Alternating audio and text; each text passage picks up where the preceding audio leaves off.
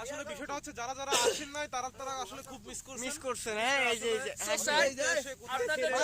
মাথাটা কই অনেকে মাথায় আমাদের ঘুরতে এসে লঞ্চ এই যে আমাদের হাট, এই যে মাথা এবং মাসুমরা কথাটা কইছো বাঘের লেজও দেখতে পারিছি। আচ্ছা, আমরা যারা যারা ঘুরতে আসেন নাই, এদিকে আমাদের সাথে আসেন নাই, ভিতরে বনের ভিতরে আসেন নাই, তারা আসলে কেন আসছেন জানি না, আসলে কি দেখছেন কি দেখতে আসছেন সেটাই বুঝি না। আমরা এখানে আসছি, ঘুরতেছি, ঘুরে বাঘ দেখলাম, হরিণ দেখলাম এবং বাঘে হরিণ তাড়াচ্ছে এটা দেখলাম। এবং অবশেষে আমরা পেলাম হচ্ছে হরিণের হাড্ডি, যেটা বাঘে অলরেডি খেয়ে ফেলছে।